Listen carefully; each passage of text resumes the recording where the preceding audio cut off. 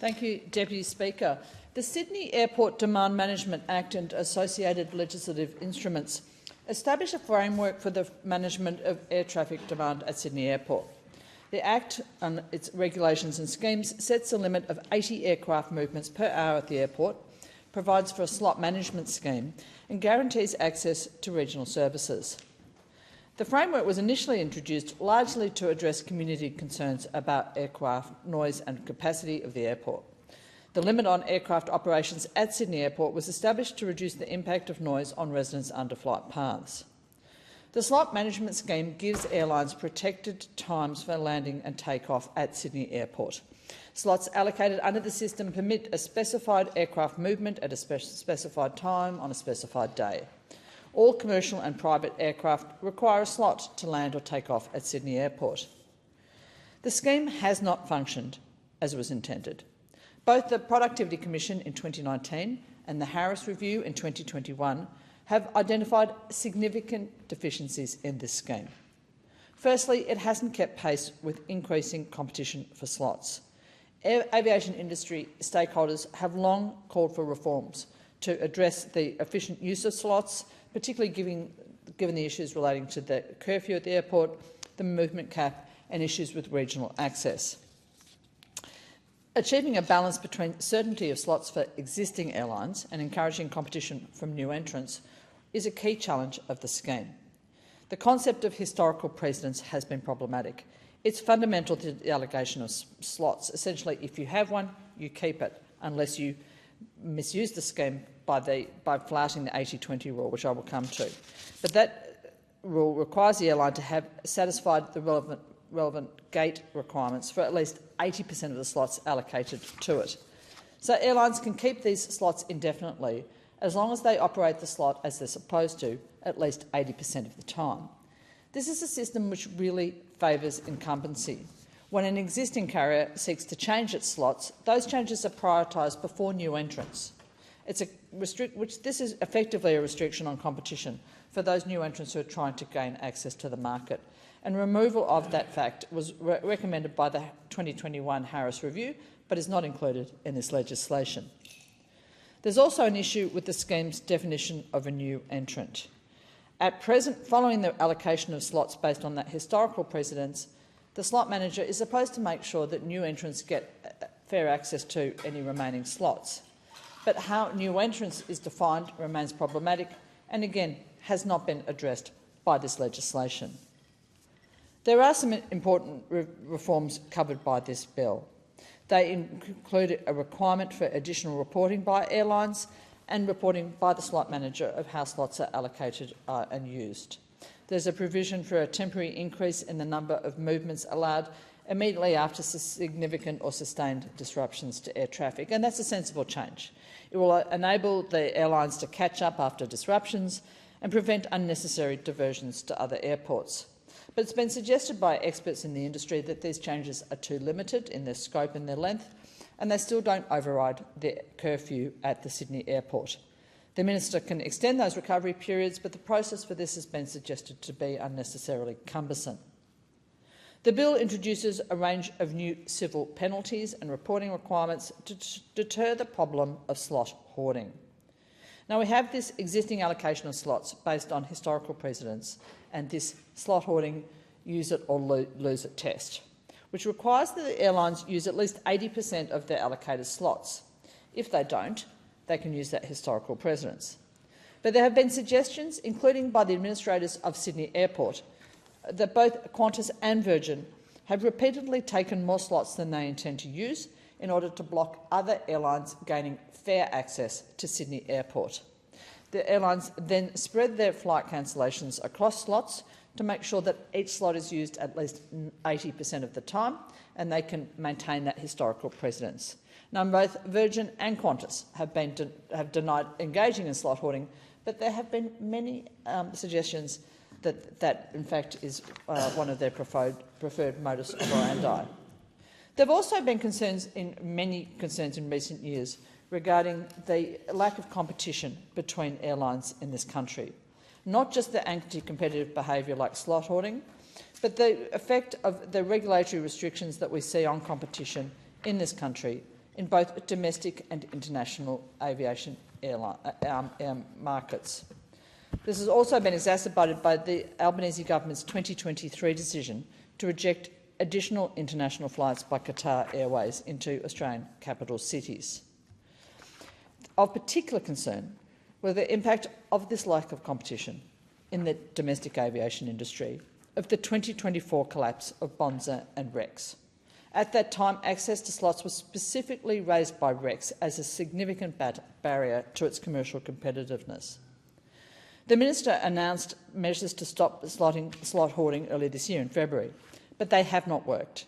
And the most recent data that we have suggests that cancellation rates on the Sydney-Melbourne route remain really poor.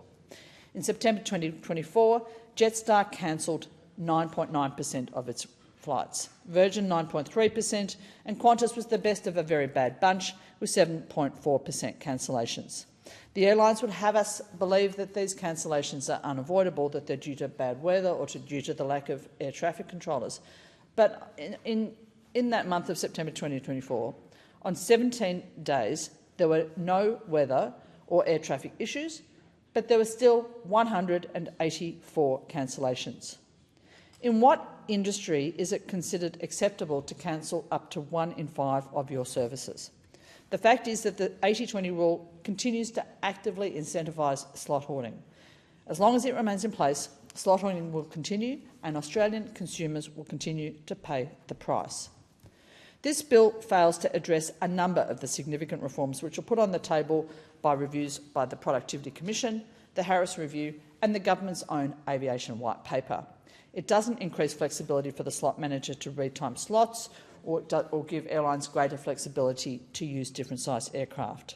It doesn't adopt the suggested international definitions of new entrants or the internationally adopted definition of slot misuse. It doesn't change how the hourly movement cap is actioned.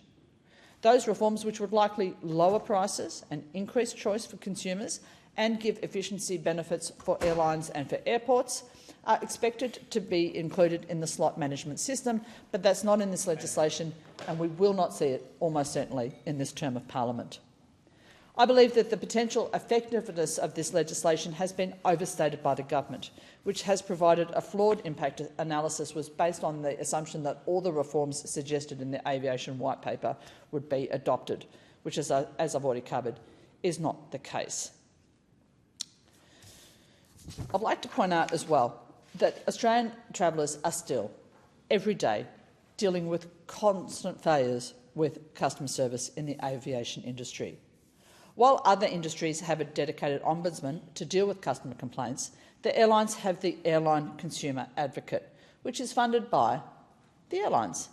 In 2021, the Airline Customer Advocate was described as a glorified postbox and was awarded a Shonky Award by choice. The aviation business in this country is big enough and valuable enough to the people of Australia to have its own ombudsman. And I ask why the government has not enacted this important suggestion, which has been made by a number of independent experts, in addition to the chair of, most recently, the chair of the ACCC. This week, the Aviation Customer Advocate released its 2022 scorecard for the airlines, which is a fair demonstration, I think, of the timeliness of its responsiveness to the need for feedback on consumer services. The timing of that report, 2022, we were receiving in November 2024, reflects the effectiveness of the authority.